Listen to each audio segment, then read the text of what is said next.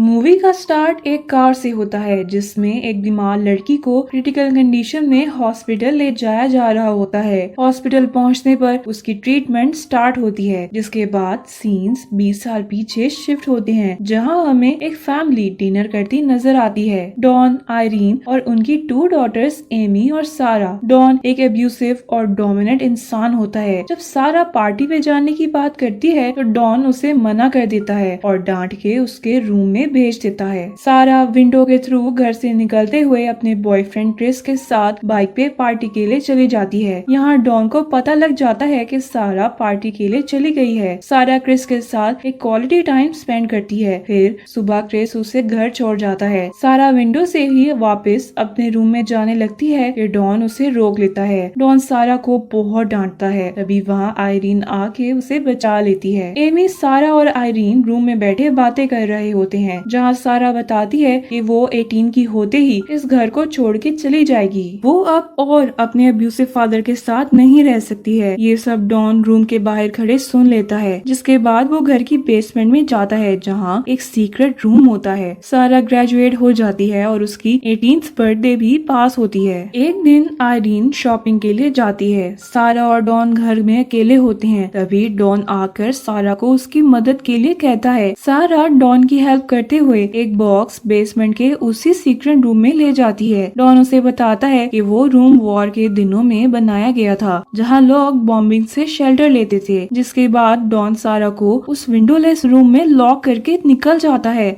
सारा की आवाज भी वहां से बाहर नहीं जा पाती, क्योंकि वो वॉइस प्रूफ रूम होता है। सारा को कुछ समझ ही नहीं आती है कि उसके साथ क्या हुआ है। जो बॉक्स वो डॉन की मदद करते नीचे लाई थी, उसमें बेसिकली उसकी जरूरत का सामान होता है। सारा बहुत रोती है। वहाँ लगे सिक्योरिटी स्विच पे पासवर्ड लगा के डोर ओपन करने की भी कोशिश करती है, मगर 3 अटेम्प्ट्स के बाद लाइट्स ऑफ हो जाती हैं और वेंटिलेशन सिस्टम भी रुक जाता है, जिस पर सारा के लिए ब्रीथ करना भी मुश्किल हो रहा होता है। एमी और आयरीन सारा के लिए बहुत परेशान हो रही होती हैं। वो उसके सब फ्रेंड्स और क्रिस को भी कॉल करती हैं, मगर उन्हें सारा के बारे में कोई इन्फॉर्मेशन नहीं मिलती है। ऐसे ही 4 दिन गुजर जाते हैं और फिर डॉन नीचे आता है। सारा उसे पुश करके बाहर जाने की कोशिश करती है तो बाहर एक और डोर भी होता है, वो भी लॉक्ड होता है। डॉन वहाँ आकर सारा को घसीटते हुए अपने साथ ले जाता है। डॉन सारा से कहता है कि ये सब उसकी डिसरिस्पेक्ट की सजा है। वो तब तक यहाँ लॉक्ड रहेगी जब तक वो रिस्पेक्टफुली बिहेव करना सीख नहीं जाती है। डॉन न सिर्फ अपनी बेटी को टॉर्चर करता है बल्कि उसे रेप करता है। एमी और आयरीन पुलिस को कॉल कर देती है। वो पुलिस इंस्पेक्टर को सब बताती है, मगर डॉन सिचुएशन को मैनिपुलेट करके इस तरह शो करता है कि जैसे सारा अपनी मर्जी से घर से भाग गई है। लेकिन फिर भी इंस्पेक्टर रिपोर्ट लिख लेता है। पुलिस की इन्वेस्टिगेशन की वजह से क्रिस सारा के लिए परेशान होके उसका पता करने के लिए घर आता है, जहां वो डॉन से मिलता है, जो उसे भी झूठ बोल देता है कि सारा अपने चाइल्डहुड फ्रेंड स्टीव के साथ घर से भाग गई है। अब वो दोनों फ्लोरिडा में एक अच्छी लाइफ गुजार रही हैं। सारा को उस रूम में बंद 21 डेज हो जाते हैं। वो 18 ईयर्स की भी हो जाती है, जिस पर डॉन उसके लिए बर्थडे केक और गिफ्ट लाता है। गिफ्ट में एक रेड कलर का बोल्ड ड्रेस होता है, जिसे वो सारा को पहनने पे मजबूर करके फिर से उसका सॉल्ट करता है। डॉन सारा के ओबीडियंट बिहेवियर से खुश होके उसकी बात मानता है और रूम में एक क्लॉक लगा देता है। डे 38 पे सारा एक कैन ओपन करके खाना खा रही होती है। तभी उस कैन के शार्प पीस को देखकर उसे कुछ ख्याल आता है। वो उसे यूज करते हुए एक वेपन बना लेती है। डॉन के आने पर वो उस वेपन से उस पे अटैक करने की कोशिश करती है, मगर नाकामयाब रहती है। डॉन उसे पकड़ के बहुत मारता है, बहुत टॉर्चर करता है। सारा बहुत जख्मी हो जाती है। ऐसे ही टाइम गुजरता रहता है और 348 डेज निकल जाती हैं। सारा एक्सपेक्ट कर रही होती है और उसे लेबर पेन स्टार्ट हो जाती है। वो एक बुक का यूज करते हुए डिलीवरी का वे देखती है और खुद ही किसी भी हेल्प के बगैर बेबी को बर्थ देती है। वो एक बेबी गर्ल होती है। सारा उसका नाम मैरी रखती है। 4 इयर्स गुजर जाते हैं और आयरीन इसी तरह अपनी बेटी की याद में रोती रहती है। मैरी बड़ी हो जाती है और सारा एक और बेबी एक्सपेक्ट कर रही होती है। डॉन की प्रमोशन मिलने पर सारा उसे कन्विंस करने की कोशिश करती है कि अब उसे और उसके बच्चों को बेसमेंट से बाहर निकाल दे, मगर डॉन उस पर गुस्सा होके वहाँ से निकल जाता है। डॉन ऊपर एमी और आयरीन के साथ डिनर करने आता है, जहाँ आयरीन डॉन से रिक्वेस्ट करती है कि अब उस सारा को ढूंढने के लिए एक प्राइवेट इन्वेस्टिगेटर हायर कर ले। डॉन उस पर गुस्सा होकर डिनर टेबल से उठ के चला जाता है। डॉन क्रिसमस पे सारा और मैरी को टेलीविजन गिफ्ट करता है। है, जिस पर सारा बहुत खुश होती है और अपनी डॉटर के साथ बैठ के देखने लग जाती है। आयरीन को अपनी डॉटर के इंतजार में 7 इयर्स गुजर जाते हैं, मगर ना सारा आती है ना उसकी कोई न्यूज। सीन्स बेसमेंट पे शिफ्ट होते हैं। माइकल भी बड़ा हो चुका होता है। मैरी की तबीयत बहुत खराब होती है। डॉन उसके लिए एल्डर्स की मेडिसिन ले आता है। सारा उसे समझाने की कोशिश करती है कि मैरी को एक डॉक्टर की जरूरत है, लेकिन डॉन उसकी कोई भी बात सुने बगैर मेडिसिन पकड़ा के वहाँ से चला जाता है। जब मैरी सारा को स्टोरी सुनाने को कहती है तो सारा उसे अपनी स्टोरी सुनाना शुरू कर देती है। एक प्रिंसेस होती है जो एक प्रिंस के साथ भाग जाना चाहती थी, मगर उसके डैड उसके विंग्स कट करके उसे केव में इम्प्रिजन कर देते हैं। मैरी के पूछने पर सारा कहती है कि प्रिंस शायद अभी भी अपनी प्रिंसेस को ढूंढ रहा होगा। नेक्स्ट सीन्स में हम क्रिस को देखते हैं जो एमी से मिलता है और एमी उसे क्लियर करती है कि सारा किसी स्टीव को नहीं जानती थी, जिसके बाद वो ये भी कहती है कि उसे डर है कि शायद उसके डैड ने ही सारा को कुछ कर दिया है। घर पहुंच के एमी डॉन को कन्फ्रंट करती है, जिस पर वहाँ एक फस क्रिएट हो जाती है। डॉन आयरन के पीछे रूम में जाता है तो बेसमेंट की कीज वहीं रह जाती हैं। एमी कीज लेके बेसमेंट में चली जाती है। वो वहाँ सर्च शुरू कर देती है, मगर तभी वहाँ डॉन आ जाता है जो एमी पे बहुत गुस्सा करता है और उसे वहाँ से निकाल देता है। जैसे जैसे मैरी और माइकल बड़े हो रहे होते हैं वो सारा से क्वेश्चनिंग शुरू कर देते हैं। सारा एक और बेबी को एक्सपेक्ट कर रही होती है। सारा उन्हें बातों में उलझा के जितना हो सकता है बेस्ट मदर होने का प्रूफ दे रही होती है। सारा का थर्ड बेबी हो जाता है। वो उसका नाम थॉमस रखती है। डॉन के आने पर सारा उससे कहती है कि वो एक और बेबी की रिस्पॉन्सिबिलिटी नहीं उठा सकती है। साथ ही इस रूम में भी इतनी जगह नहीं है कि एक और बेबी यहाँ रह सके। सारा डॉन को कन्विंस कर लेती है। डॉन थॉमस को घर के बाहर एक लेटर के साथ रख देता है। आयरीन जब थॉमस को पकड़ती है तो लेटर पे लिखा होता है कि मॉम ये मेरा बेबी है। मैं फाइनेंशियल क्राइसिस की वजह से अभी इसकी अपब्रिंगिंग नहीं कर सकती हूँ, इसलिए मेरे हालात ठीक होने तक मैं इसे आपके पास छोड़ रही हूँ। आयरीन बहुत खुश हो जाती है कि सारा जिंदा है और थॉमस को अडॉप्ट कर लेती है। सारा ने उस बास्केट में आयरीन के लिए एक लेटर भी छोड़ा होता है जो आयरीन की जगह डॉन पकड़ लेता है। डॉन नीचे आकर सारा पे गुस्सा होता है और उसे दोबारा हैरास करता है। ऐसे ही